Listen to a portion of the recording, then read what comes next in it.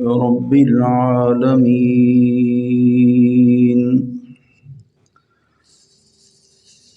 والصلاة والسلام على سيد الأنبياء والمرسلين وعلى آله وأصحابه أجمعين. اللهم صل على محمد وعلى آل محمد كما صليت على إبراهيم وعلى آل إبراهيم إنك حميد مجيد. اللهم بارك على محمد وعلى آل محمد كما باركت على إبراهيم وعلى آل إبراهيم إنك حميد مجيد.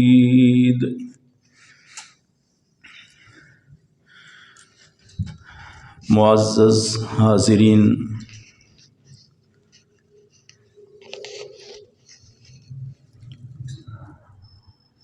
آپ حضرات کو معلوم ہے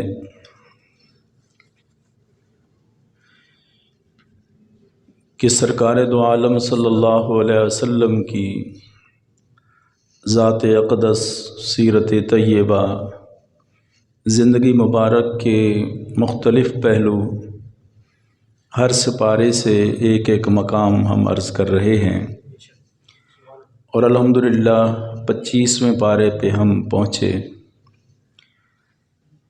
آج میرا پروگرام تھا 26ویں پارے، جس میں سورہ محمد ہے، اور اس میں محمد پہ بات کرتا، لیکن اس موضوع کو آئندہ کے لیے مؤخر کرتے ہیں، اور حالات کی مناسبت سے، موقع کی مناسبت سے جو واقعات مختلف جگہ پہ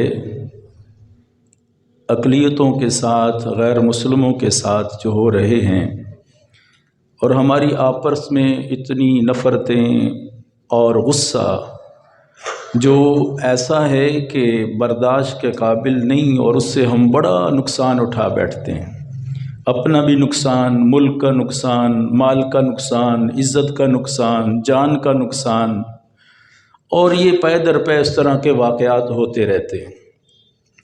تو کیوں نہ ہم اسلام اور سرکار دو عالم صلی اللہ علیہ وسلم کی سیرت طیبہ سے اور قرآن پاک سے ہم رہنمائی لیں کہ ہم نے غیر مسلموں کے ساتھ کیسے رہنا ہے اور ہماری ذمہ داریاں کیا بنتی ہیں، اور یہ چیز تاکہ تجاوز بھی نہ ہو، کمی بھی نہ ہو، جو ہمارے اسلام نے ہماری رہنمائی فرمائی ہے اس کے مطابق ہم ان کو ڈیل کریں، اور اس کے مطابق ہمارا رویہ ہونا چاہیے. اسلام مکمل ضابطۂ حیات ہے، اس میں کوئی شک و شبہ نہیں ہے. کیوں دعویٰ میں اور آپ نہیں کر رہے ہیں؟ اللہ تعالیٰ نے فرمایا الیوم اکملت لکم دینکم واتممت علیکم نعمتی ورضیت لکم الاسلام دینا. یہ دعویٰ ہمارے رب کا ہے کہ دین کو ہم نے مکمل کر دیا، اکمل کر دیا، اور پھر یہ بھی دعویٰ ہے رب تعالیٰ کا کہ میرا پسندیدہ دین اسلام ہے. اور یہ بھی رب تعالیٰ نے فرما دیا قرآن پاک میں کہ وَمَن يَبْتَغِ غَيْرَ الْإِسْلَامِ دِينًا فَلَن يُقْبَلَ مِنْهُ. دین اسلام کے علاوہ کوئی اور مذہب لاؤ گے، یعنی اس مذہب کے طریقے کے مطابق عبادت کرو گے، تو اللہ فرمائے میرے نبی کے ہوتے ہوئے، شریعت مطہرہ کے ہوتے ہوئے اور طریقہ معتبر نہیں ہوگا. یہ تو متفقہ قرآن پاک کی بات ہے. اور اسی طرح پھر انسانوں میں اللہ فطرت اسلام پہ ہر بچے کو پیدا کرتا ہے. یہ بھی آپ صلی اللہ علیہ وسلم نے فرمایا کل مولود یولد علی الفطرہ. ہر بچہ فطرت اسلام پہ پیدا ہوتا ہے جہاں بھی پیدا ہو، لیکن فَأَبَوَاهُ يُهَوِّدَانِهِ أَوْ يُمَجِّسَانِهِ أَوْ يُنَصِّرَانِهِ. پیارے نبی نے فرمایا اس کے ماں باپ اسے یہودی بنا دیں، عیسائی بنا دیں، مجوسی بنا دیں، آگے اس کو جو ماحول ملتا ہے اس کے مطابق وہ بچے کی عادات اور اطوار بننا شروع ہو جاتے ہیں۔ تو اب یہی بات ہے، تو ہر بچہ فطرت اسلام پہ ہوتا ہے۔ پھر اللہ تعالیٰ نے ہر انسان کو اختیار دیا ہے، وَمَنْ شَاءَ فَلْيُؤْمِنْ وَمَنْ شَاءَ فَلْيَكْفُرْ۔ یہ بھی قرآن پاک میں سورہ کہف میں اللہ تعالیٰ فرماتے ہیں کہ اللہ جسے چاہے اسے، جو بھی ان میں سے اللہ اختیار دیتا ہے انسان کو بلوغت کے بعد، اب مرضی تیری ہے، اب مرضی تیری ہے، راستے تیرے پاس دو ہیں، فَمَنْ شَاءَ فَلْيُؤْمِنْ وَمَنْ شَاءَ فَلْيَكْفُرْ۔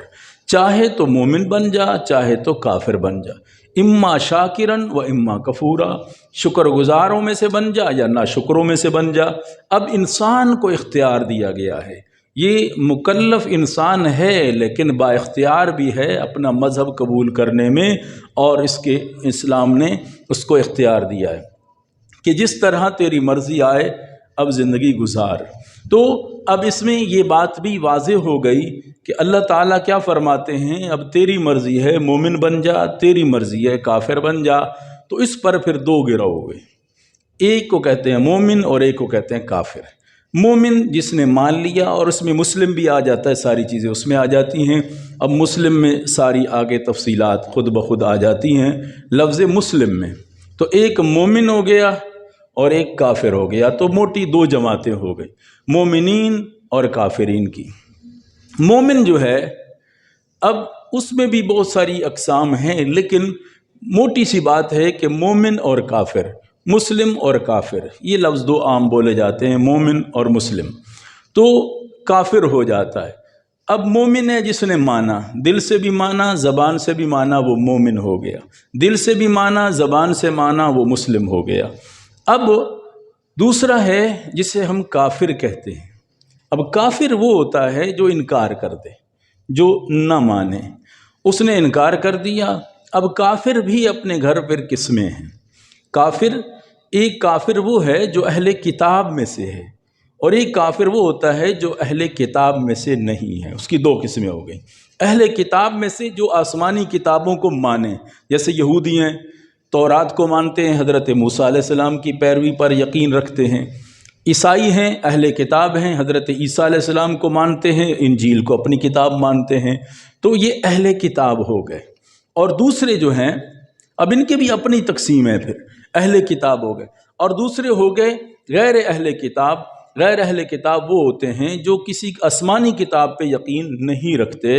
اب اس میں سے بہت سارے مذہب، ہندو ہو گئے، سکھ ہو گئے، جو بھی مجوسی ہو گئے، اس طرح کے جو مذاہب ہیں، وہ یہ نہیں کہتے کہ ہم قرآن کو فالو کر رہے ہیں یا تورات کو فالو کرتے ہیں یا انجیل کو وغیرہ وغیرہ۔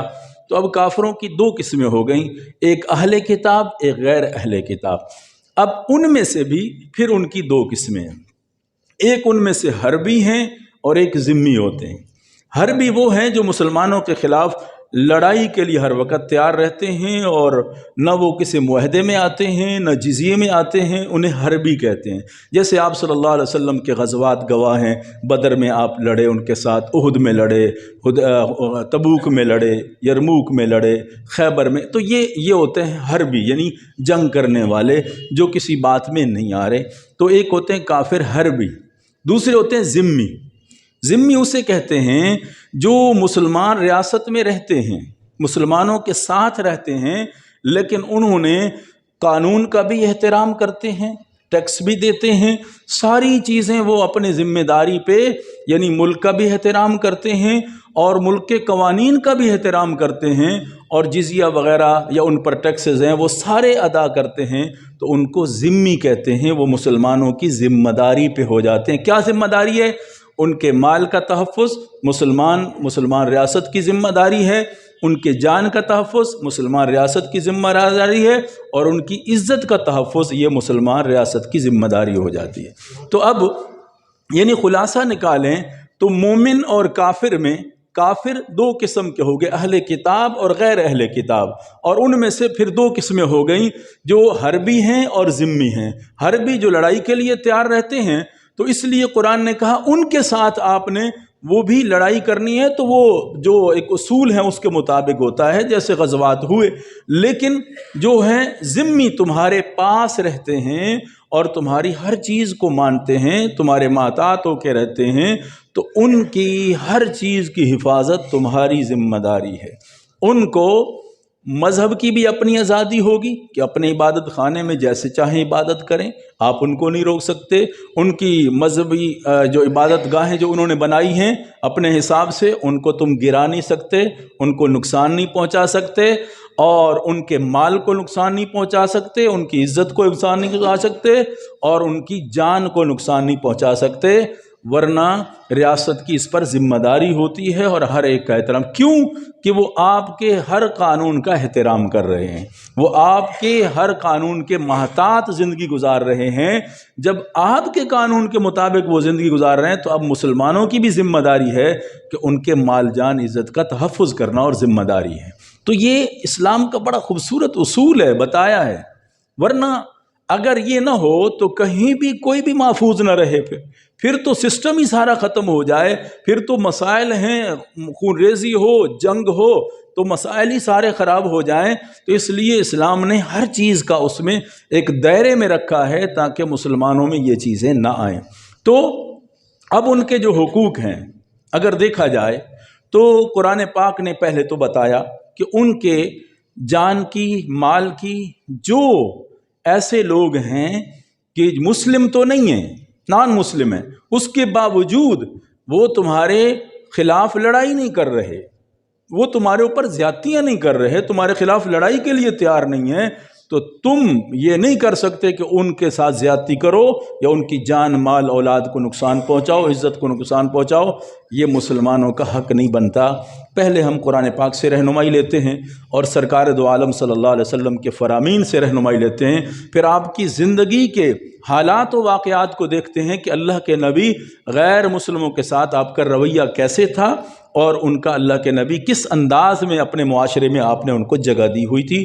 تو آپ دیکھتے ہیں قرآن و احادیث کی روشنی میں آپ دیکھیں تو پھر ہمیں پتہ چلتا ہے کیوں ایک میرے جذبات ہیں، میرا اپنا مزاج ہے، دوسرے کے جذبات ہیں، اس کا اپنا مزاج ہے، لیکن بات تو وہی معتبر ہوگی جو اللہ کا قرآن کہے گا یا پیارے نبی کا فرمان کہے گا، جو وہی بات مستند بات ہوگی جہاں اللہ کی مہر لگ جائے، پیارے نبی صلی اللہ علیہ وسلم کی مہر لگ جائے، اور پھر اسلام کے خلافت راشدہ کا دور ہے، اس میں جو عملی نمونہ سامنے آیا ہے تو اس سے ہم سبق لیں گے، درس لیں گے، خود بھی اس میں کوشش کریں گے اور دوسرے مسلمانوں کے بھی اس میں رہنمائی کریں گے کہ اس طرح اللہ تعالیٰ نے ہمیں ذمہ داریاں دی ہیں غیر مسلموں کے حوالے سے۔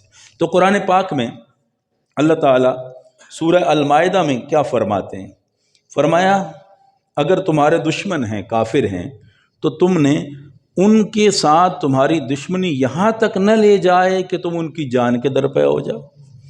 دشمنی ہے اپنی جگہ، ظاہر ہے وہ مسلمان و غیر مسلم ہے تو اپنی جگہ ایک بات ہے، لیکن یہ نہیں ہے کہ تم ان کے نقصان کرو، بلکہ حتیٰ کہ اگر تمہارا معاملہ کوئی آ جائے نا ان کے ساتھ تو عدل کا معاملہ کرنا، انصاف کا، یہ نہیں دیکھنا کہ مذہب اس کا کون سا ہے، اس کی جماعت کون سی ہے، یہ نہیں ہے، بلکہ عدل، انصاف کا دامن اپنے ہاتھ سے نہیں جانے دینا۔ اگر اپنے آپ کو تم متقی کہتے ہو، تقوی والا بننا چاہتے ہو تو یہ چیز کا خیال رکھو۔ تو اللہ تعالیٰ کیا فرماتے ہیں؟ فرمایا یا ایھا الذین آمنوا کونوا قوامین للہ شہداء بالقسط۔ اللہ فرماتے ہیں اے ایمان والو، اگر کہیں تم نے گواہی دینی ہے، یہی بات معاملے پہ آ جائے تو فرمایا انصاف کا دامن اپنے ہاتھ سے نہ جانے دینا۔ یا اللہ کیا کریں، وہ تو ہمارے مخالف، ہمارے دشمن ہیں۔ فرمایا وَلَا يَجْرِمَنَّكُمْ شَنَآنُ قَوْمٍ عَلَىٰ أَلَّا تَعْدِلُوا۔ تمہاری دشمنی ان کے ساتھ جو تمہاری لڑائی ہے، جھگڑا ہے، دشمنی ہے، فرمایا برنگ اختیار نہ کرے تمہیں کہ تم انصاف کا دامن چھوڑ بیٹھو۔ عدل کو پیچھے ڈال دو۔ فرمایا یہ نہیں بلکہ اعدلو، تمہارے سامنے اگر غیر مسلمان بھی کھڑا ہے تو انصاف کے ساتھ اس کے معاملہ کرنا، عدل کے ساتھ معاملہ کرنا۔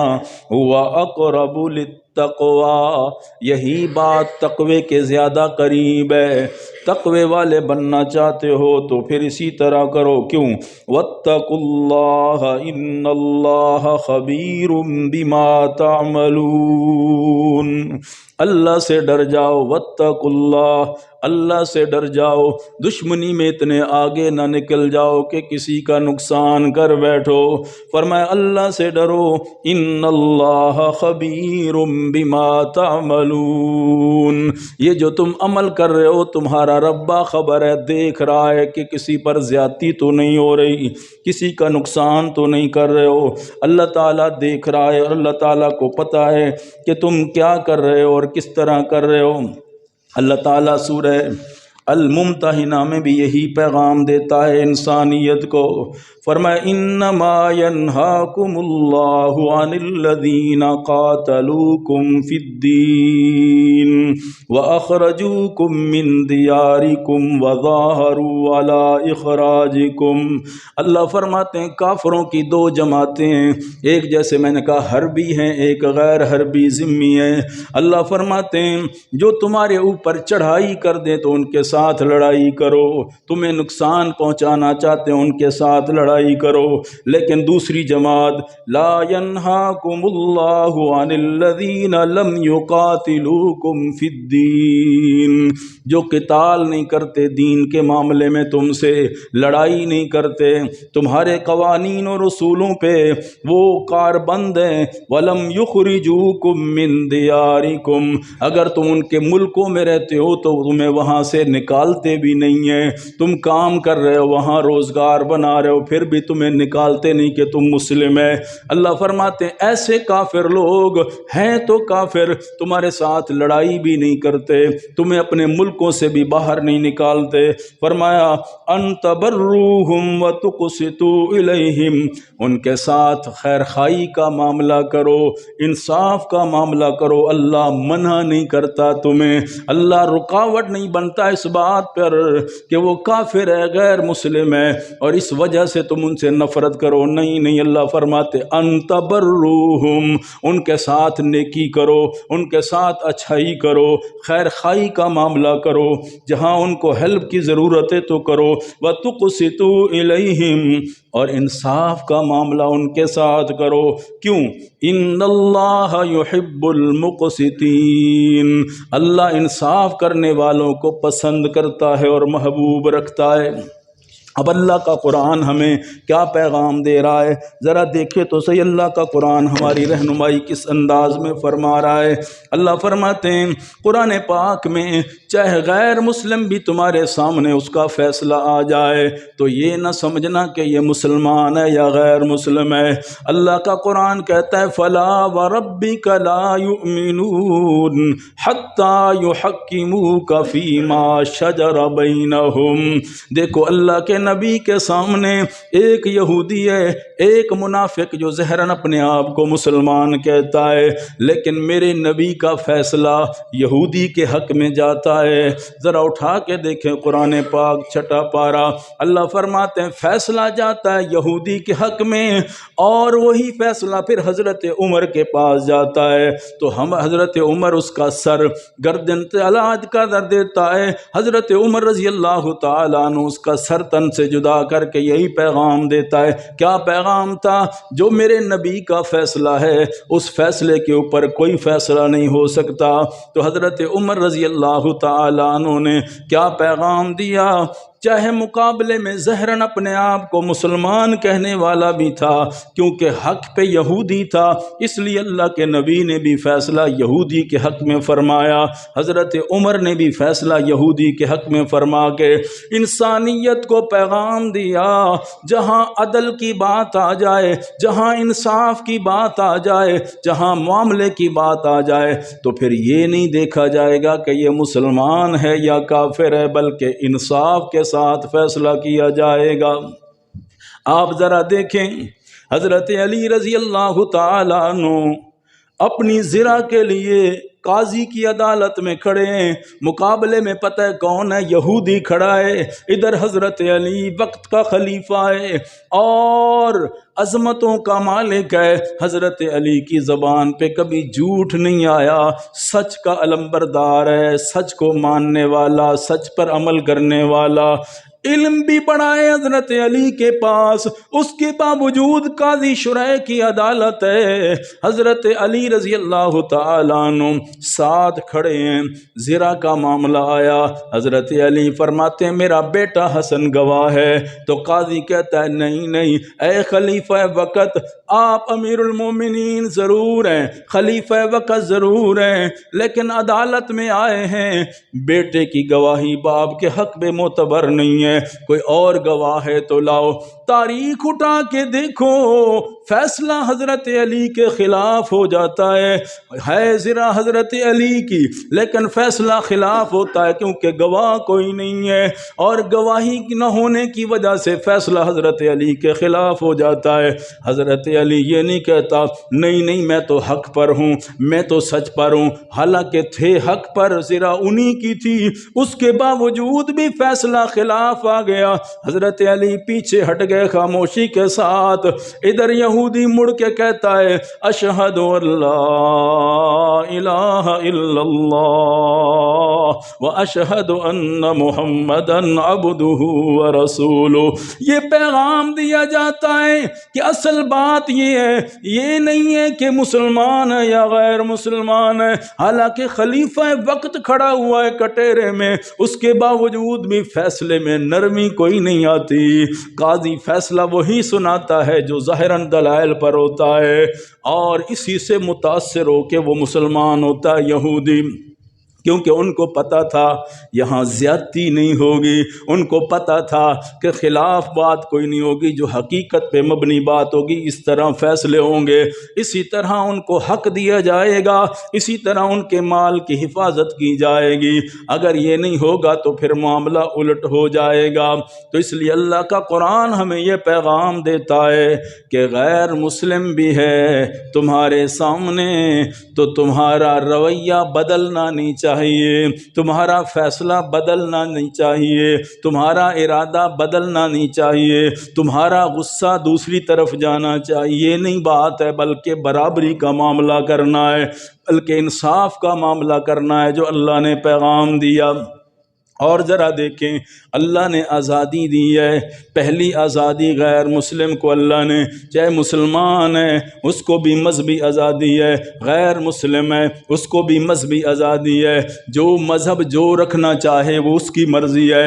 اللہ کا قرآن جب کہتا ہے فَمَنْ شَاءَ فَلْيُؤْمِنْ وَمَنْ شَاءَ فَلْيَكْفُرْ، جب اللہ کہتا ہے مرضی تیری ہے، اختیار تیرا ہے، تو اللہ فرماتے ہیں لا اکراہ فی الدین، جبر نہیں ہے پکڑ کے کسی کو کلمہ پڑھاؤ، خبردار تو کلمہ پڑھ، نہیں نہیں جبر نہیں ہے، دعوت دینا تمہارا کام ہے، آگے مانے کوئی نہ مانے اس کی مرضی ہے۔ آپ صلی اللہ علیہ وسلم کا اصول یہی تھا، آپ صلی اللہ علیہ وسلم دعوت دیتے تھے، آگے کوئی مانے نہ مانے اس کی مرضی ہے۔ آپ صلی اللہ علیہ وسلم نے کبھی پکڑ کے کسی کو نہیں لایا کہ جبرن پکڑا ہو، صحابہ کی ڈیوٹی لگائی ہو، اس کو اس وقت تک نہیں چھوڑنا جب تک یہ کلمہ نہ پڑھ لے۔ آپ اپنا پیغام دیتے تھے، اور آپ صلی اللہ علیہ وسلم کا پیغام انسانیت کے لیے یہی تھا۔ آپ صلی اللہ علیہ وسلم نے کافر سامنے آئے تو اللہ کے نبی نے ان کو پیغام دیا، اور قرآن بھی یہی کہتا ہے جبر نہیں ہے، تم یہ نہیں کہہ سکتے ہو تو یہ مذہب قبول کر، یہ مذہب قبول کر، ہر ایک کو اپنا اختیار ہے۔ حتیٰ کہ اتنی بڑی بات کہہ دی انہوں نے، سورہ کافرون پڑھ کے دیکھیں، انہوں نے اتنی بڑی بات کہہ دی کہ 1 سال تک آپ ہمارے خداؤں کی عبادت کریں، 1 سال تک ہم آپ کے خدا کی عبادت کرتے ہیں۔ مشرکین مکہ نے آپ صلی اللہ علیہ وسلم سے کہہ دیا آؤ بات لو دو کے بعد ختم کر دیتے ہیں۔ لے دے کے بعد کیسے ختم کریں گے؟ 1 سال تک آپ ہمارے معبودوں کو مانیں، 1 سال تک ہم آپ کے معبود کو مانتے ہیں۔ لا اعبد ما تعبدون ولا انتم عابدون ما اعبد ولا انا عابد ما عبدتم ولا انتم عابدون ما اعبد۔ بار بار تاکیدیں، بار بار، یہ نہیں ہو سکتا، یہ نہیں ہو سکتا۔ اللہ کے نبی آخر خلاصہ کیا نکلتا ہے؟ لکم دینکم ولی دین، تمہارا اپنا مذہب ہے، ہمارا اپنا مذہب ہے، تم ان کی کرتے ہو، میرا کام بتانا سمجھانا ہے، لا الہ الا اللہ کہنا ہے۔ ہمیں تو ہے حکم ازا لا الہ الا اللہ، مجھے اور آپ کو حکم ہے کہ ہم لا الہ الا اللہ کی صدا لگائیں، آگے کوئی مانے نہ مانے اس کی قسمت کے فیصلے ہیں۔ انک لا تہدی من احببت، میرے محبوب ہدایت تو اسے ملتی ہے جسے میرا رب ہی چاہتا ہے، تیرا رب جسے چاہتا ہے اسے ہدایت ملتی ہے۔ آپ کا کام ہے پیغام دینا، آپ کا کام ہے بات کرنا۔ لکم دینکم ولی دین، لنا اعمالنا ولکم اعمالکم، ہمارے لیے ہمارے اعمال، تمہارے لیے تمہارے اعمال، لی عملی ولکم عملکم، ہمارا میرے لیے میرا عمل، تمہارے لیے تمہارا عمل۔ یہ پیغام آپ صلی اللہ علیہ وسلم نے دیا انسانیت کو۔ فرمایا جبر نہ کرو کسی غیر مسلم کو، پکڑ کے یہ نہ کہو کہ تو کلمہ پڑھ، تو مسلمان ہو جا، دعوت دینا تمہارا کام ہے، اس میں مجبور نہیں۔ سب سے بڑی چیز ہوتی ہے اسلام کا، انسان کا ایمان ہوتا ہے۔ جب ایمان پہ اللہ کہہ رہا ہے کہ ایمان پہ بھی اس کو مجبور نہیں کیا جا سکتا۔ اللہ کے نزدیک سب سے قیمتی چیز ایمان ہے، ایمان، کلمہ پڑھ لینا سب سے قیمتی چیز ہے کائنات میں، اور اس کی قیمت اگر دیکھنی ہے تو قیامت والے دن ربما یود الذین کفروا لو کانوا مسلمین، جو کافر کہتے ہیں ہمارے پاس مال ہو، متاع ہو، سارا ساز و سامان ہو، قیامت والے دن وہ بھی اہل ایمان کو دیکھ کے تمنا کریں گے کہ اے کاش ہم بھی مسلمان ہوتے، ہم بھی کلمہ پڑھنے والے ہوتے۔ تو سب سے قیمتی چیز ایمان ہے، اور اللہ فرماتے ہیں تم ایمان کی دعوت دے سکتے ہو، پکڑ کے تم ان کو ایمان میں داخل نہیں کر سکتے ہو۔ اس لیے اس سے بڑھ کر کیا ہوگی؟ آزادی۔ اللہ نے فرمایا یہی آزادی ہے تمہارے لیے، اس لیے فرمایا لکم دینکم ولی دین، اور آپ صلی اللہ علیہ وسلم نے عمل کر کے دکھایا، انسانیت کو، اپنی امت کو رہنمائی کیسے فرمائی۔ آپ صلی اللہ علیہ وسلم نے یہ رہنمائی پہلی فرمائی جب آپ مدینہ منورہ تشریف لے گئے، آپ نے پہلا معاہدہ یہودیوں کے ساتھ کیا ہے۔ ذرا پڑھ کے دیکھیں تاریخ اور حدیث مبارکہ کی صحیح کتب، آپ صلی اللہ علیہ وسلم کا وہ پہلا معاہدہ پڑھیں جو آپ نے یہودیوں کے ساتھ کیا تھا، اور آپ صلی اللہ علیہ وسلم نے اس میں یہ بات طے فرمائی تھی کہ تم ہمیں نقصان نہیں پہنچاؤ گے، ہم تمہیں نقصان نہیں پہنچائیں گے، تمہاری جان مال عزت محفوظ رہے گی مسلمانوں کے ہاتھوں سے۔ حالانکہ یہودی تھے، اللہ کے نبی کے مخالف تھے، اس کے باوجود بھی میرے نبی نے ان سے معاہدہ کر کے انسانیت کو پیغام دیا کہ غیر مسلموں کے ساتھ بھی اس طرح معاہدہ کر کے اسلامی ریاست میں رہ سکتے ہیں اور ایک دوسرے کے جان و مال کے تحفظ کیا جا سکتا ہے، جیسے مدینہ منورہ میں میرے نبی نے کر کے دکھایا ہے۔ اور پھر دوسرا معاہدہ آپ کا حدیبیہ کے موقع پر ہوا تھا، وہ بھی غیر مسلموں کے ساتھ تھا، مکہ والوں کے ساتھ، میرے نبی نے ان کے ساتھ بھی معاہدہ کر کے یہ پیغام دیا۔ حالانکہ بعض شرائط اتنی سخت تھی، میرے نبی نے تسلیم کر لی، اور آپ صلی اللہ علیہ وسلم نے، حتیٰ کہ آپ تصور کریں جب بسم اللہ پوری آپ نے لکھوائی، انہوں نے کہا نہیں ہم بسم اللہ نہیں لکھنے دیں گے، کیا بسمک اللہم ہم یہ لکھ سکتے ہیں آپ جو عام چلتا ہے، اس کے علاوہ ہم نہیں۔ اللہ کے نبی نے فرمایا مٹا دو، جو کہتے ہیں اسی طرح کر دو۔ محمد رسول اللہ ساتھ لکھا ہے تو وہ کہتے ہیں رسول اللہ مٹا دو، ہم یہ نہیں مانتے محمد بن عبداللہ لکھنا چاہیے، رسول اللہ آگے نہیں لکھنا چاہیے، حضرت علی لکھنے والے ہیں۔ آپ نے فرمایا علی رسول اللہ مٹا دو محمد کے ساتھ۔ حضرت علی کہتے ہیں یا رسول اللہ آپ کا حکم سر آنکھوں پر، لیکن علی سے یہ نہیں مٹ سکے گا، علی رسول اللہ کو نہیں مٹا سکے گا۔ میرے نبی صلی اللہ علیہ وسلم نے خود لیا اور اس جگہ کو مٹا دیا، وہاں محمد بن عبداللہ لکھا گیا، محمد عبداللہ کا بیٹا۔ اندازہ کرو جس پر صحابہ اپنی جانیں دے دیتے کہ اللہ کے رسول ہیں، اللہ کے نبی نے فرمایا مٹا دو، وہ ختم ہو گیا۔ تیسری بات انہوں نے کہا کوئی بھی آئے گا تمہارے اسلام مسلمانوں میں سے تو تمہیں واپس کرنا ہوگا، تمہارا آئے گا تو ہم واپس نہیں کریں گے۔ حالانکہ ابو جندل رضی اللہ تعالیٰ عنہ وہاں پہنچ گئے تھے بیریوں میں جکڑے ہوئے، میرے نبی نے واپس کر دیا کیونکہ معاہدہ ہو چکا تھا ان کے ساتھ۔ ذرا تصور کریں، حضرت عمر بھی بول اٹھے السنا بالحق یا رسول اللہ، کیا ہم حق پر نہیں ہیں یا رسول اللہ صلی اللہ علیہ وسلم؟ آپ نے فرمایا عمر ہم حق پر ضرور ہیں، لیکن آپ ذرا حوصلہ کریں، رزلٹ اللہ کی ذات پہ چھوڑ دیں، نتیجے اللہ کی ذات۔ اور واقعی جب نتیجہ نکلا تو حضرت عمر فرما رہے تھے میرے نبی کی بات حق ہے، میرے نبی کی بات سچ ہے جو آپ نے فرمائی تھی۔ اللہ اکبر۔ پھر آپ صلی اللہ علیہ وسلم 8 ہجری کے بعد جب آتے ہیں فاتح بن کے مکہ میں، آپ دیکھیں معاہدہ ہوتا ہے مدینہ میں جا کر، پھر 6 ہجری میں آتے ہیں عمرہ ادا کرنے، پھر 8 ہجری میں اللہ فتح عطا فرما دیتا ہے، حالات سازگار ہو جاتے ہیں فتح کے۔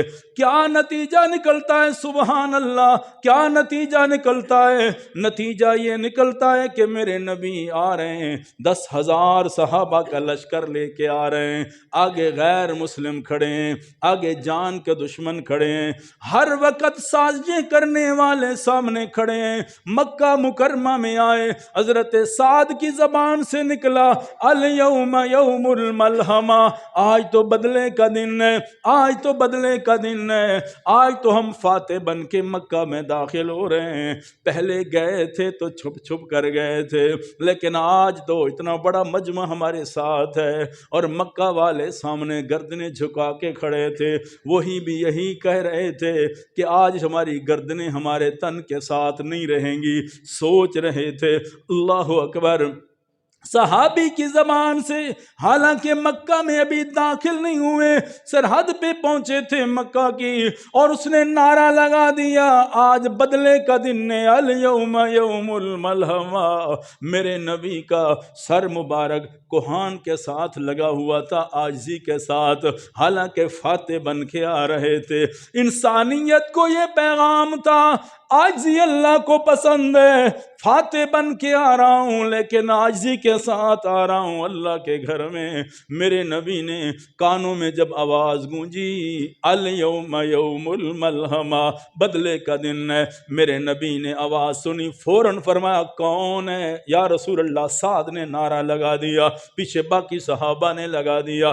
میرے نبی نے فرمایا سعد سے کہو جس زبان سے یہ نعرہ لگائیں اسی زبان سے یہ کہے الیوم یوم المرحمہ، الیوم یوم المرحمہ، آج تو رحمت تقسیم کرنے کا دن ہے، میرے رب نے جو مجھے رحمت للعالمین بنا کے بھیجا ہے، آج میں محمد اپنی رحمت تقسیم کروں گا۔ ذرا تصور کرو مسلمان بھائیو، سوچنے کی بات یہ، اس مجمع میں کون کون کھڑے جنہوں نے پتھر مارے تھے، جنہوں نے جادوگر کہا تھا، جنہوں نے شاعر کہا تھا، جنہوں نے گندگیاں پیٹھ پہ ڈالی تھی، جنہوں نے راستے پہ کانٹے بچھائے تھے، جنہوں نے بلال کو گرم زمین پہ لٹایا تھا، جنہوں نے خمباب کو انگاروں پہ لٹایا تھا، جنہوں نے زنیرہ کی آنکھیں نکالی تھی، سمیہ کے وجود کے 2 ٹکڑے کیے تھے، ابو فقیہ کی پسلیاں توڑی تھی، اتنے بڑے مجرم شیب ابی طالب کی گھاٹی میں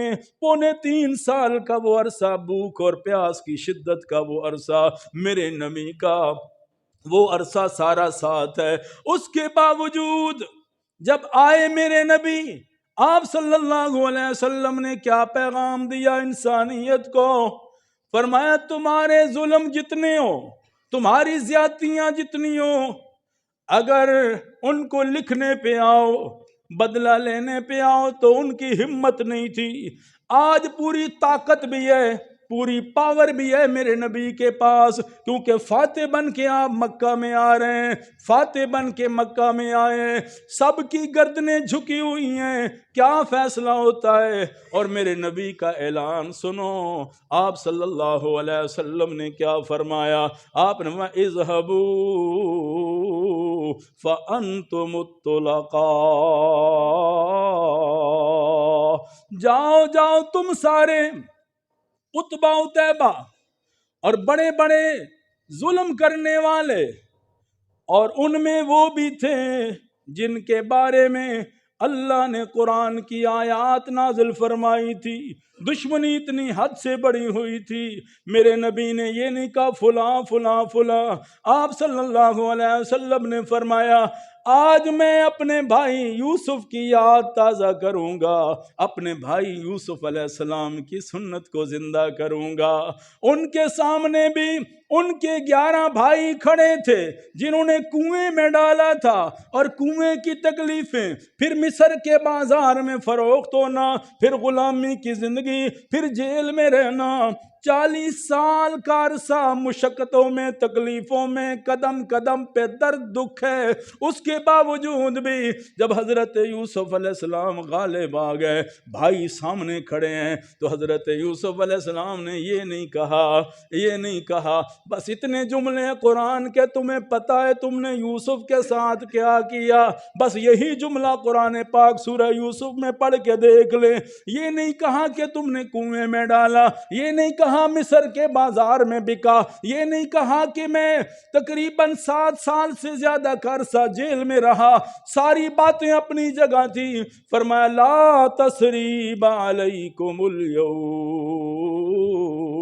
اے میرے بھائیو آج میری ہمت تو ہے بدلہ لے سکوں، میری پاور تو ہے، میرے اشاروں پہ آپ کی گردنیں تن سے جدا ہو جائیں گی، لیکن میں یوسف علیہ السلام یہ پیغام دیتا ہوں، میں 40 سال کی تکلیفوں کو بھائیوں کو معاف کرتا ہوں۔ یہ پیغام ہے انسانیت کو، اور کتنا بڑا پیغام آپ صلی اللہ علیہ وسلم نے دیا ہے، اور اس سے بڑھ کر کیا پیغام ہوگا کہ آپ صلی اللہ علیہ وسلم نے فرمایا میں نے تمہیں معاف کر دیا۔ اور آپ صلی اللہ علیہ وسلم نے یہی کہا جو یوسف علیہ السلام نے کہا تھا۔ تو آپ صلی اللہ علیہ وسلم کا معاملہ کیا تھا غیر مسلموں کے ساتھ؟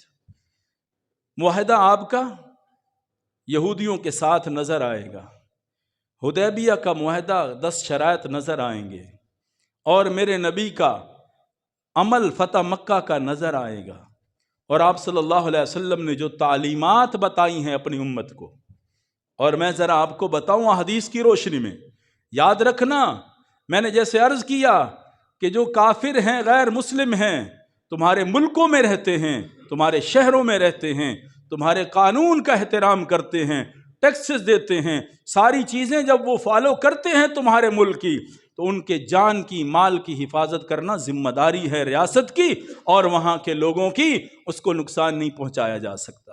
اور آپ صلی اللہ علیہ وسلم نے بتایا کہ غیر مسلموں کے ساتھ رہنا کیسے ہے۔ ذرا پڑھیں حدیث، انسان کے سامنے حدیث کا ذخیرہ اور انبار لگ جاتے ہیں۔ ابو داؤد اٹھائیں، آپ صلی اللہ علیہ وسلم نے کیا فرمایا؟ آپ نے فرمایا تمہارا کوئی محتاط ہے، غیر مسلم ہے، آپ نے فرمایا تم نے اس پر بوجھ زیادہ لادا، اس کو تکلیف دی، یا اس کے مال پہ قبضہ کیا، اس کی دلی چاہت کے بغیر اس کے مال کو لے لیا، طیب نفس، یعنی اس کا دل نہیں تھا، اس کی چیز کو آپ نے لے لیا، ہے غیر مسلم، تمہارے محتاط کام کرتا ہے۔ میرے نبی نے فرمایا اگر تم نے ایسا کیا، آپ صلی اللہ علیہ وسلم کی 2 روایتیں ہیں یک کے بعد دیگر ابو داؤد شریف میں، آپ نے فرمایا وہ جنت کی خوشبو بھی محسوس نہیں کرے گا۔ کسی کو، غیر مسلم کو تکلیف دینا، اس کے مال پہ قبضہ کرنا، اور دوسری روایت میں آپ صلی اللہ علیہ وسلم نے فرمایا کس نے بغیر گناہ کے کسی غیر مسلم کو قتل کر دیا، تو آپ صلی اللہ علیہ وسلم نے فرمایا وہ جہنم میں جائے گا، جنت میں نہیں جا سکتا۔ ذرا تصور کریں۔ اور آپ صلی اللہ علیہ وسلم نے اس کا دیت کا فیصلہ فرمایا غیر مسلم کو، اس کا بھی قصاص ہے، غیر مسلم کو مارنا اس کی بھی دیت ہے، قصاص ہے، اور اس معاملات میں ہے۔ ذرا تصور کریں، آپ صلی اللہ علیہ وسلم نے ہمیں اصول بتائے کہ غیر مسلموں کے ساتھ کیسے رہنا ہے، ملاقات کرنی ہے۔ اللہ اکبر۔ میں آپ کو وہ باتیں جو اللہ کے نبی کے فرامین سے نکلتی ہیں وہ بتا رہا ہوں۔ ظاہر ہے ہمارے ملکوں میں، ہمارے اس جڑوں والے شہر میں، آپ جس محلے میں رہتے ہیں وہاں کئی نان مسلم رہتے ہیں، اور کئی گھرانے ہوتے ہیں، ساتھ ساتھ رہتے ہیں اور کام کرتے ہیں وغیرہ وغیرہ، ہر ایک کا معاملہ بنتا ہے، کسی کا دفتر میں بن جاتا ہے، کسی کا گھر میں بن جاتا ہے، کسی کا کام کاج میں بن جاتا ہے، کسی کا کاروبار میں بن جاتا ہے، ہر ایک کا کچھ نہ کچھ معاملہ ہو ہی جاتا ہے۔ تو میں آپ کو اصول بتاؤں جو اسلام نے ہمیں بتائے کہ سب سے پہلے ملاقات ہے۔ اب غیر مسلم کے ساتھ ملاقات کرنی ہے تو سلام کے کیا آداب میرے نبی نے بتائے۔ آپ صلی اللہ علیہ وسلم نے فرمایا کہ جب وہ سلام کرتے نا تو آپ آگے جواب والسلام علی من اتبع الہدی، یہ غیر مسلم کو سلام۔ اگر سلام کرنا بھی پڑ جائے تو والسلام علی من اتبع، آپ نے خطوط لکھے اس میں بھی یہی لکھا ہے، آپ کے جو خطوط ہے نا وہ گئے تو اس میں بھی یہی کہا والسلام علی، سلام اس پر جو ہدایت کی اتباع کرے، یعنی جس کو اللہ ہدایت دے دے اس پر سلام تھی۔ اب دیکھو یہ اللہ کے نبی نے۔ دوسرا، اگر سلام کرے وہ تو وہاں وعلیکم السلام نہیں کہنا، صرف وعلیکم، وعلیکم بس اتنے الفاظ کہہ سکتے ہیں۔ اگر غیر مسلم سلام کر دیتا ہے تو مسلمان کو یہ ادب میرے نبی نے بتایا وعلیکم، بس یہ الفاظ کہنے جو آپ صلی اللہ علیہ وسلم نے خود بھی فرمائے۔ اور ایک تو یہ ہے اگر تمہاری ملاقات ہو اس سے، تمہارے پاس ملنے آئے، دنیا کے اعتبار سے اس کا مرتبہ ہے، بڑا آدمی ہے دنیا کے اعتبار سے، تو اللہ کے نبی کا فرمان ہے اذا جاء کریم قوم فاکرموا، اگر کوئی عزت والا بندہ آ جائے چاہے وہ غیر مسلم کیوں نہیں، میرے نبی نے فرمایا اس کا احترام کرو۔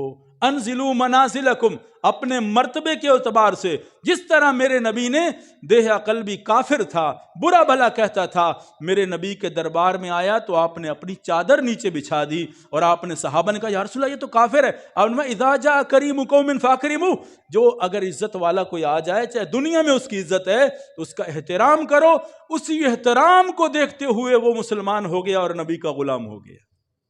یہ میرے نبی کا آداب ہے جو ملاقات کے حوالے سے آپ نے فرمایا۔ اور دوسرا، آپ کو سلام، کہیں دفتر میں کام کرتے ہیں، باس ہے، ساری چیزیں ہیں تو سلام کرنا ہے، تو اس کے لیے یہ آداب ہیں کہ ان کے جو عام الفاظ مشہور ہیں نا، گڈ مارننگ وغیرہ، اس طرح کے جو الفاظ ہیں اس طرح کے الفاظ کہنے چاہیے۔ یہ الفاظ کہنا مسلمان کی مجبوری ہے تو کہہ سکتا ہے اس طرح کی چیزیں۔ ایک تو یہ ہے۔ دوسری چیز جو اسلام نے بتائی، اگر چھینک آئے، اب دیکھو نا اللہ کے نبی نے ہماری جو رہنمائی فرمائی کوئی چیز چھوڑی نہیں ہے۔ چھینک آ گئی غیر مسلم کو اور اس نے کہہ دیا الحمدللہ، اب مسلمان کے لیے کیا میرے نبی نے فرمایا؟ جس کو چھینک آئے مسلمان کو تو وہ کہے الحمدللہ، دوسرا کہے یرحمک اللہ، وہ کہے یہدیکم اللہ ویصلح بالکم۔ میرے نبی نے فرمایا یہ تو مسلمان کے لیے کہ جب چھینک آئے تو کہو الحمدللہ، یہ بہت بڑے ثواب کی بات ہے۔ اور لکھا ہے کہ اگر چھینک آئے نا آپ کو تو آپ کہے الحمدللہ علی کل حال، اگر یہ کہہ دینا تو آپ کو داڑھ میں کبھی تکلیف نہیں ہوگی، زندگی میں کبھی داڑھ میں تکلیف نہیں ہوگی۔ اگر کسی کو چھینک آئے تو معمول بنا لے الحمدللہ علی کل حال کہہ دیا کرے۔ تو الحمدللہ رب العالمین، الحمدللہ، الحمدللہ علی کل حال، یہ تین الفاظ کہہ سکتے ہیں چھینک آئے۔ اگلے کا جواب لازم تب بنتا ہے جب چھینک والا الحمدللہ کہے، تو اگر وہ نہیں کہتا تو پھر یرحمک اللہ نہیں کہنا، یاد رکھنا۔ اور پھر حدیث پاک اتنا ہی بتایا کہ اگر زکام کی چھینک ہے تو وہاں الحمدللہ نہیں کہنا ہے، مثلا بار بار اکٹھی چھینکیں آ رہی ہیں، وہ زکام کی وجہ سے آ رہی ہیں، تو وہاں نہیں کہنا الحمدللہ، کیونکہ وہ تو ایک بیماری ہے۔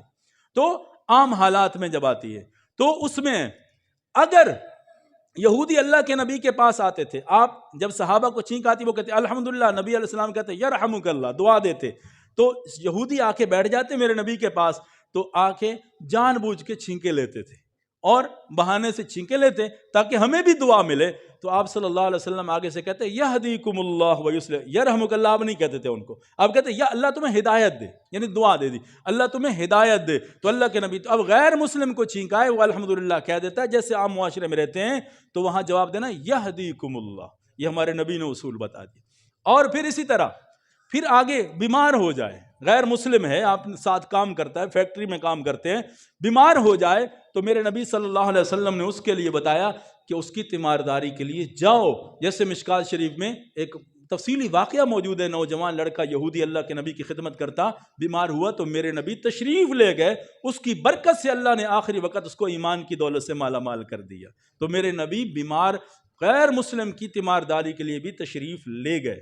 تو یہ بھی ہمیں اصول مل گیا اسلام سے کہ اگر غیر مسلم آپ کا کوئی جاننے والا ہے یا کام کرنے والا ہے آپ کی دکان وغیرہ پہ، تو بیمار ہو جائے تو اس کو پوچھنے جا سکتے ہیں. چوتھی بات جو ہمیں اسلام نے بتائی کہ اگر فوت ہو جائے، غیر مسلم فوت ہو جائے تو اب اس کا کوئی نہیں ہے. جیسے باہر کا کوئی بندہ یہاں کام کرتا ہے تو وہاں اس کا کوئی رشتہ دار نہیں ہے، اچانک اس کی ڈیتھ ہو گئی، اب کیا کریں؟ تو اب کیا کریں گے؟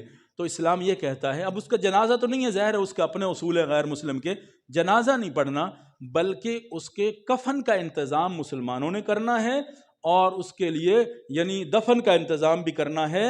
اس کی لاش کو بے حرمتی کے لیے چھوڑنا نہیں، میرے نبی نے منع فرمایا. بے حرمتی کے لیے نہیں چھوڑنا کہ چیل کوے کھا جائیں اس کی لاش کو، نہیں. میرے آپ اندازہ تصور کریں، ذرا تاریخ تو پڑھیں. ہم نے تو اسلام کا صرف نام لیا ہوا ہے، ہم تو اپنے فتوے لگا کے رہتے ہیں بس یہ کافر، یہ مسلمان، یہ وہ غیر مسلم. نہ اسلام انسان کا احترام دیکھنا ہے. ایک ہوتا ہے مسلمان کا احترام، وہ اپنی جگہ ہے، ایک انسانیت کا احترام ہے. میرے نبی نے فرمایا اس کی لاش کی بے حرمتی نہ ہونے دو. کیا ہے؟ اس کے کفن کا انتظام کر کے اس کو جس طرح گڑھا وغیرہ عام کھودا جاتا ہے اس طرح اس کو. بدر میں آپ اندازہ کریں 70 مارے گئے مسلمانوں کے ہاتھ سے، جہاں وہ لڑنے آئے ہوئے تھے، عام بندے نہیں تھے، اللہ کے نبی سے مقابلہ کرنے آئے، لڑنے آئے تھے، ابو جہل جیسے تھے. میرے نبی نے ان کی لاشوں کو ایسے نہیں چھوڑ دیا کیونکہ جنگ تھی، وہ تو چلے گئے، بھاگ گئے. تو اللہ کے نبی نے اس کنویں میں ڈال کے اوپر مٹی ڈال دی تاکہ ان کی لاشوں کی بے حرمتی نہ ہو. کیا ہم نے یہ کبھی نہیں پڑھا؟ اسلام میرے نبی کا طریقہ، اللہ کے نبی صلی اللہ علیہ وسلم نے. اب اسی طرح کوئی معاملہ آ جائے تو اس طرح کی گنجائش موجود ہے. آگے پھر اس کا خاندان ہے، آپ کا تعلق ہے ان کے ساتھ. تعزیت کے لیے جیسے ہم مسلمان جاتے ہیں تو وہاں جب جانا ہے تو کیا کرنا ہے؟ وہاں جا کے یہ تو نہیں کہنا اللہ اس کی بخشش فرمائے، کیونکہ اس نے ہمارے مذہب کے مطابق ایمان نہیں لایا تھا، تو ہم یہ نہیں کہہ سکتے. جیسے اللہ کے نبی نے اس طرح کے الفاظ نہیں کہے، جیسے یہدیکم اللہ آپ کہتے تھے، یرحمک اللہ نہیں کہتے تھے. تو وہاں یہ اصول ہے کہ وہاں اظہار افسوس کے لیے جا سکتے ہیں. اگر ان کی فیملی کو ضرورت ہے، بالکل غریب ہیں، کوئی نہیں، تو ان کی ہیلپ بھی کی جا سکتی ہے. آپ صلی اللہ علیہ وسلم کی تعلیمات ہیں. ایک یہودی گھرانہ میرے نبی کے پڑوس میں رہتا تھا مدینہ میں، تو آپ صلی اللہ علیہ وسلم نے فرمایا ان کے گھر بھوک ہے، ان کے گھر راشن پہنچاؤ. تو اللہ کے نبی صلی اللہ علیہ وسلم نے راشن پہنچایا.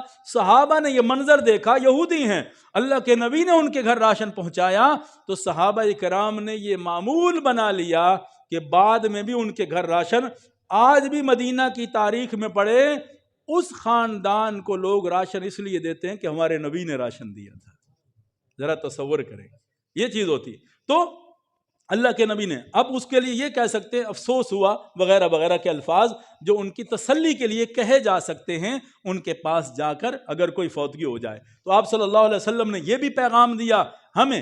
پھر ان کے لیے یہ ہے کہ اگر ان کے ساتھ نکاح کرنا ہے تو نکاح کا معاملہ ہے اہل کتاب کے ساتھ. اہل کتاب کی لڑکی جو اللہ کے نبی نے فرمایا اور قرآن بھی کہہ رہا ہے کہ ان کی لڑکی لے سکتے ہیں، اور جو پاک دامنہ ہو، مثلا جیسے ہوتا ہے تو کلمہ نہیں پڑھا اس نے لیکن اہل کتاب یعنی کتاب کو ماننے والے جیسے یہودی ہیں، عیسائی ہیں، ان کی لڑکی لی جا سکتی ہے اور اپنی نہیں دی جا سکتی، کیونکہ خطرہ ہے کہ کہیں وہ ہدایت سے پھر نہ جائیں، اور ان کی امید ہے کہ اللہ تعالیٰ اس کو ہدایت دے دے گا اور اس کے ساتھ یہ معاملہ اس کے یعنی حقوق اپنے ذمے لازم ہوں گے. اور اسی طرح ان کے ہاتھ سے کھا سکتے ہیں یا نہیں کھا سکتے؟ اب ان کے حقوق ہے، ان میں سے کھا سکتے ہیں یا نہیں؟ ٹائم تو ہو گیا، 2 منٹ زیادہ لوں گا تاکہ مسائل یہ ضروری ہیں بہت زیادہ. تو 2 بات ان کا کھانا ہے. اب عام طور پہ یہ بات معاشرے میں آتی ہے کہ کھانا ان کے ہاتھ کا، غیر مسلم ہے تو ان کے ہاتھ کا کھانا کیا مطلب ہے؟ اگر ہے گوشت وغیرہ، یاد رکھنا 2 مسئلے ہیں یہاں. ایک ہے جو اہل کتاب ہیں ان کی گنجائش ہے لیکن 3 شرطوں کے ساتھ، یاد رکھنا 3 شرطوں کے ساتھ ان کا ذبیحہ کھا سکتے ہیں. غیر مسلم کا ذبیحہ اسلام نے منع کیا ہے، لیکن اہل کتاب ہیں جو کتاب کو ماننے والے ہیں، یعنی تورات اور انجیل کو، ان کے لیے 3 شرطیں۔ پہلی شرط کہ جانور حلال ہو، حرام جانور نہ ہو، پہلی شرط حلال جانور ہو۔ نمبر 2، اللہ کے نام پہ ذبح کر رہے ہوں، غیر اللہ کا نام نہ ہو، حرام ہو جائے گا۔ تیسری شرط یہ ہے کہ اسلامی طریقے سے ذبح کریں۔ یہ 3 شرطیں، 3 شرطوں کے ساتھ ان کے گوشت کھا سکتے ہیں۔ جانور بھی حلال، اللہ کے نام پر اسلامی طریقے پہ ذبح کریں تو یہ جانور آپ استعمال کر سکتے ہیں، ان کا گوشت، یہ بھی آپ کو پتہ ہو، سامنے کی بات ہو۔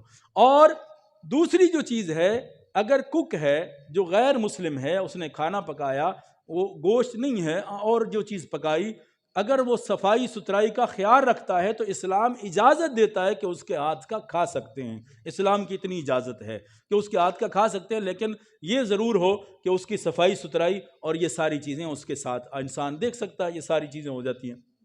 کیوں؟ بعض اوقات ایسا ہوتا ہے کہ آپ جہاں کام کرتے ہیں تو آپ کے ساتھ نان مسلم کام کر رہے ہیں، تو وہ دعوت دے دیتے ہیں، مجبوراً جانا پڑتا ہے، یا کوئی ایسے فنکشن میں اکٹھے ہو جاتے ہیں۔ تو میں اس لیے مسائل بتا رہا ہوں کہ تاکہ پتہ چلے کہ اسلام کہاں تک ہمیں گنجائش دیتا ہے، تو ہم یہ نہ ہو جائیں کہ اتنی سختی پہ آگے نکل جائیں کہ بس، اور اتنی نرمی کر لیں۔ جو اسلام کے اصول ہیں ان کے مطابق ہمیں چلنا چاہیے۔ ان کے کھانے میں بھی وہ چیز کوئی بناتے ہیں غیر مسلم، اب جو کوئی چیز بناتے ہیں تو ان کی بنائی ہوئی چیز بلا کراہت استعمال کر سکتے ہیں، لیکن اگر کوئی ایسی چیز ہے جس میں حرام کی ملاوٹ ہے تو وہ استعمال نہیں کر سکتے۔ اگر جیسی کئی چیزیں پروڈکٹ بنتی ہیں تو اس میں آپ کو یقین ہے کہ یہ حرام ہے تو پھر استعمال، باقی ساری چیزیں ہم استعمال کرتے ہیں، ہر ملک میں آتی جاتی چیزیں ہیں تو یہ استعمال کرنا جائز ہے، اس میں کوئی منع نہیں۔ ان کا بنایا ہوا لباس، ان کے بنائے ہوئے سویٹر وغیرہ، یہ ساری جرابیں وغیرہ، یہ چیزیں استعمال ہو سکتی ہیں۔ دھوبی ہے غیر مسلم کہ آپ نے کپڑے دھلوانے ہیں، ظاہر ہے وہ نان مسلم اور ملا نہیں آپ کو تو آپ کی مجبوری ہے کپڑے دھلوانے۔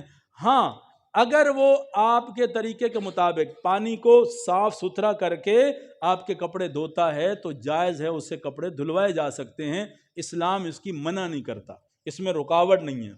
اور جو سب سے اہم بات ہے یہ بھی لازم ہے جو اسلام نے بتائی کہ ان کے لیے جو آپ کے ساتھ رہتے ہیں ان کو دعوت دیتے رہے، مجبور نہیں کرنا، دعوت دیتے رہنا چاہیے اپنے عمل سے، کردار سے، تاکہ وہ متاثر ہو جائیں آپ سے۔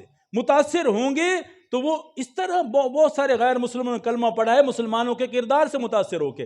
ہم تو ویسے ہو گئے کہ ہمارے کردار کو دیکھ کے لوگ پیچھے ہٹ جاتے ہیں، ورنہ مسلمانوں کے کردار کو دیکھ کے اسلام کی طرف لوگ آتے تھے۔ ہم نے اپنا کردار غلط کر دیا۔ اسلام وہی مذہب ہے، وہی اصول ہیں، وہی ضابطے ہیں۔ اسلام میں کوئی دہشت گردی نہیں ہے، اسلام میں کوئی جبر نہیں ہے، اسلام میں کسی کے حقوق کی حق تلفی نہیں ہے۔ اسلام امن کا مذہب ہے سلامتی سے، مومن ہے ہی امن سے، امن کا پیغام ہے، سلامتی کا پیغام ہے۔ اگر میں غلط کرتا ہوں تو مجھے غلط کیا جائے گا، اسلام کو غلط نہیں کیا جائے گا۔ پوری امت مسلمہ کو اگر کوئی یہودی غلط کام کر رہا ہے تو ہم پوری یہودیت کو غلط نہیں کہیں گے کہ ان کے سارے یہودیوں نے یہ غلط کیا ہے۔ اس یہودی کو اگر کوئی مسلمان غلط کر رہا ہے تو ہم اس مسلم کو کہیں گے کہ اس نے غلط کیا ہے۔ اسلام کے ضابطے میں کوئی کمی پیشی نہیں ہے۔ میرے نبی صلی اللہ علیہ وسلم نے تو بتایا ہے، آپ نے فرمایا غیر مسلم کمال، جان، عزت، آبرو تمہاری جانوں کی طرح ہے۔ میرے نبی نے فرمایا اگر ذمی ہیں، تمہارے پاس رہتے ہیں، تمہارے قوانین کا احترام کرتے ہیں، اگر کس نے اسی کو مارا جان بوجھ کر تو وہ جنت کی خوشبو بھی محسوس نہیں کرے گا۔ یہ میرے نبی کا فرمان ہے۔ تو مسلمان بھائیو، یہ ہمارے پھر اللہ کے نبی نے غیر مسلموں کے لیے جو ہم نے کرنا ہے وہ دعا کرنی ہے، میرے نبی کی سنت ہے اور دائمی سنت ہے۔ آپ صلی اللہ علیہ وسلم، صحابہ کرام گواہ ہیں اس بات کے، حدیث کا ذخیرہ بھرا پڑا ہے کہ آپ صلی اللہ علیہ وسلم نے دعا فرمائی۔ قبیلہ دوس کے لوگوں نے انکار کیا، اللہ کے نبی کے پاس صحابہ جو آئے نا، انہوں نے سنا بھی انکار کیا، وہ نہیں مان رہے، تو آپ کے پاس ہے، یا رسول اللہ آپ ہاتھ اٹھائیں، بد دعا کر دیں ان کے لیے بد دعا کرے، اللہ ان کو ہلاک کر دے، قبیلہ دوس کو۔ میرے نبی نے ہاتھ اٹھائے، صحابہ کہتے ہم سمجھے کہ اب گئے، بد دعا ہو گئی، تو آپ صلی اللہ علیہ وسلم کے الفاظ سنو، آپ نے فرمایا اللہم اہد دوسا واہد بہ، میرے نبی نے فرمایا اللہ دوس قبیلے کو ہدایت عطا فرما دے، ان کو ہدایت دے دے۔ تاریخ گواہ ہے طفیل عمر دوسی آ کے میرے نبی کے قدموں میں آیا تھا اور دوس قبیلہ مسلمان ہوا تھا۔ قبیلہ ثقیف کے لیے یہی کہا کہ بد دعا کرے، میرے نبی نے دعا کی، قبیلہ ثقیف بھی مسلمان ہوا تھا اور آپ صلی اللہ علیہ وسلم نے اس طرح احترام فرمایا تھا۔ اور آپ دیکھیں اللہ کے نبی نے دعائیں فرمائی ان کے لیے، اور آپ صلی اللہ علیہ وسلم نے حضرت ابو ہریرہ کی والدہ غیر مسلمہ تھی نا، تو میرے نبی نے کہا اللہم اہدی ام ابی ہریرہ، یا اللہ ابو ہریرہ کی والدہ کو ایمان دے دے۔ جب مسلمان ہوئیں تو اللہ کے عجیب بات کہی، مسلم شریف اٹھائیں، عجیب بات کہی حضرت ابو ہریرہ نے، یا رسول اللہ آپ نا دعا تو یہ کر چکے ہیں، میری والدہ ہدایت پہ آ چکی ہے آپ کی دعا کی برکت سے، اب یہ دوسری دعا کر دیں کہ ہمارے دلوں میں، میرے اور میری والدہ کے دلوں میں مسلمانوں کی محبت آ جائے، اور مسلمانوں کے دلوں میں ہماری محبت قیامت تک آ جائے۔ جب تک ابو ہریرہ زندہ رہے ان کی والدہ مسلمانوں سے بڑی محبت کرتے تھے، اور آج بھی ابو ہریرہ کی محبت کا ہم تذکرہ کر رہے ہیں، اور جب بھی حدیث پڑھتے ہیں عن ابی ہریرہ رضی اللہ تعالیٰ عنہ تو وہاں رضی اللہ کہتے ہیں، اللہ ان سے راضی ہو گیا۔ تو آپ اندازہ کریں 5374 نبی کے فرامین ابو ہریرہ نے پہنچائے ہیں۔ جب بھی 5374 حدیثیں روایت ہوتی ہیں تو ابو ہریرہ کے لیے ہر حدیث پر دعا نکلتی ہے، میرے نبی کی دعا تھی۔ تو آپ اندازہ کریں غیر مسلم کے لیے دعا بھی کر سکتے ہیں، اور رات کی تاریکیوں میں نمازوں کے ساتھ کرنی چاہیے، اللہ ان کو ہدایت دے دے، ہدایت سے ان کو مالا مال کر دے۔ اور آخر میں یہی کہوں گا کہ مسلمان بھائیو، اسلام نے ہمیں بڑا خوبصورت مذہب دیا ہے، اور اسلام ہمیں یہ نہیں کہتا کہ ہم اپنی مرضی سے کسی کو کافر بنا دیں، کسی کو مسلمان بنا دیں، کسی پہ فتویٰ لگا دیں۔ اور دوسری بات، اگر وہ غیر مسلم ہے یقینی ہے اس کے حقوق بھی ہماری ذمہ داری ہے، جب وہ ہمارے ملک میں رہتے ہیں ان کے مال و جان کی تحفظ ہماری ذمہ داری ہے۔ اور آپ جانتے ہیں جو سیالکوٹ میں ظلم و زیادتی ہوئی، یہ اس بات کو چھوڑ دیں جو ہوا، لیکن یہ بات ذہن میں رکھیں کہ اللہ کے نبی نے لاش کی بے حرمتی سے منع کیا ہے۔ پہلی بات ہے تو چھوڑ دینا، آپ کہیں بھی فلاں ہے فلاں، میں بات یہ نہیں کر رہا، میں تو وہ بات کر رہا ہوں جو سب کا اتفاق ہے، اس میں اسلام اجازت ہی نہیں دیتا ہمیں کسی کے وجود کی بے حرمتی کی جائے، اسلام اجازت نہیں دیتا۔ اور پھر آگ لگانا، اللہ کے نبی نے تو چمٹیوں کو آگ لگانے سے منع کیا صحابہ کو۔ آپ نے فرمایا جس رب نے آگ کو پیدا کیا اس کو حق ہے کسی کو آگ کا عذاب دے، تمہیں حق نہیں کہ چمٹیوں کو آگ لگا دو۔ میرے نبی کا چہرہ غصے سے لال ہو گیا، جو نبی چمٹیوں کو آگ لگانے پہ غصے ہو جاتا ہے، کسی انسان کو آگ لگانے سے کیا تڑپے؟ کیا مسلمان کہاں، مسلمان کس طرف چلا گیا کہ انسان کو اتنی بھی یعنی سینس نہیں رہی کہ اسلام مسلمان دیکھے کہ یہ جو میں کام کر رہا ہوں پورے اسلام پہ بات آئے گی، پورے مسلمانوں کے بات آئے گی، ہمارے ملک پہ بات آئے گی۔ مسلمان بھائیو، ہمارا ملک تو اتنی سلامتی والا ہے، میں کہتا ہوں یہاں محبتیں جو ملتی ہیں نا، جو آتے ہیں غیر مسلم لوگ، آپ جانتے ہیں نا، تو وہ جا کے کیا کہتے ہیں، جو محبت ہمیں پاکستان والوں نے دی کہیں سے نہیں ملی، تو کیوں ہم اپنا امیج خراب کریں؟ اور کبھی بھی سب سے زیادہ یہ بھی ہے کہ آج ہمارے ممبروں سے بھی وہ نفرت کی باتیں آ گئیں، محبت کے پیغام ختم ہو گئے۔ تو آج جس طرح یہ ہمارے ممبر کے لوگ مجرم ہیں، سارے عام لوگ مجرم ہیں، اس بات پہ سارے متفقہ طور پہ ہم نے جرم کیا ہے، زیادتی کی ہے، ایک طرف سے نہیں ہے۔ میں محبت کا پیغام دوں، 200 بندہ سننے والا ہے، محبت کا پیغام ہے کہ اللہ نے اسلام میں مسلمانوں کے بھی حقوق رکھے ہیں، غیر مسلم کے بھی حقوق رکھے ہیں، اور ان حقوق کی مطابق زندگی گزاریں گے تو میری بھی عزت رہے گی، آپ کی بھی عزت رہے گی۔ اور ہم ادھر ادھر کی باتیں کرنے پر مجبور ہو گئے، اس لیے کہتے ہیں نا ادھر ادھر کی نہ کر، یہ تو بتا یہ قافلہ کیوں لٹا ہے، ادھر ادھر کی نہ کر، یہ تو بتا یہ قافلہ کیوں لٹا ہے، مجھے رہزنوں سے گلہ نہیں تیری رہبری کا سوال ہے۔ فرمایا تیری رہبری میں یہ کام کیوں ہوا ہے مسلمان، کان رکھتا ہے تو دریا کی روانی پہ نہ جا، ہم نے دریاؤں کو چڑھ چڑھ کے اترتے دیکھا ہے، موجوں سے کھیلنے والے یوں ہی اشارہ کرتے ہیں، طوفان ہی ڈبویا کرتے ہیں، طوفان ہی ابھارا کرتے ہیں، وہی سوچ لے کہ میں کیوں بیٹھا ہوں، وطن تو آزاد ہو چکا ہے، دماغ و دل ہے غلام اب بھی، میرے میں خانہ وطن کا وہی ہے کہنا نظام اب بھی، کسی پہ جام شراب جائز کسی پہ پانی حرام اب بھی۔ تو آج بھی وہ مسائل ہمارے ملک میں ہوں جو کلمے کے نام پہ لیا، قرآن کے نام پہ لیا، 27ویں شب رمضان کو لیا، اتنے خوبصورت اللہ تعالیٰ نے ملک دینے کے لیے اتنا خوبصورت اتفاق نہیں ہے، نزول قرآن کی رات، 27ویں کی رات، رمضان کا مہینہ، اور اس انداز میں ہمیں پاکستان جیسی نعمت ملی ہے، اور اس کے جھنڈے کے رنگوں کو دیکھو، محبت کا پیغام ملے گا اپنوں کے لیے بھی غیر مسلموں کے لیے۔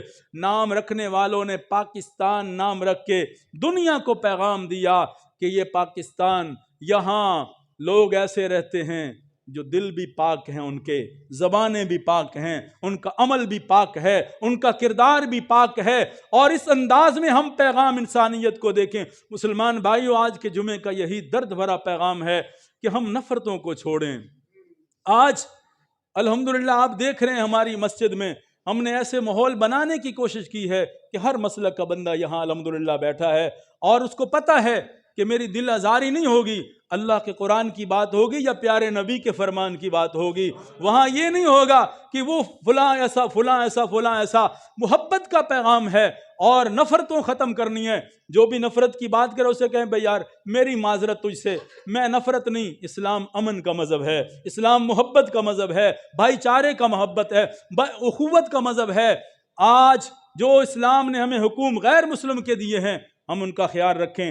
پڑوسی ہے غیر مسلم کیوں نہیں، میرے نبی نے فرمایا تمہارے لیے جائز نہیں تم پیٹ بھر کے سو جاؤ، تمہارا پڑوسی بھوکا ہو، چاہے وہ یہودی کیوں نہیں، چاہے وہ عیسائی کیوں نہیں۔ میرے نبی نے یہ نہیں فرمایا تھا۔ حضرت عبداللہ بن عمر رضی اللہ تعالی عنہ نے بکری ذبح فرمائی، غلام نے کہا کہ ذبح کرو، کاٹو۔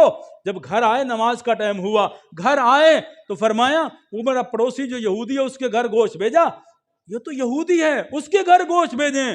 فرمایا میں نے ان کانوں سے سنا، ان آنکھوں سے اپنے نبی کو دیکھا جب آپ فرما رہے تھے، فرمایا کہ اگر تمہارے گھر میں گوشت ہے، تمہارے گھر میں کھانا ہے، اس کا حق ہے کہ پڑوسی کا بھی خیال رکھو۔ آپ نے فرمایا وہ پڑوسی مسلمان ہو یا غیر مسلم ہو۔ یہاں اسلام نے تمہیں یہ پیغام دیا ہے، تو پھر ہم کیوں اس طرح کی کام کرتے ہیں اور اس میں نفرتیں پھیلاتے ہیں؟ اللہ تعالیٰ سے دعا ہے اللہ تعالیٰ ہمیں امن میں رہنے کی توفیق عطا فرمائے اور محبت و بھائی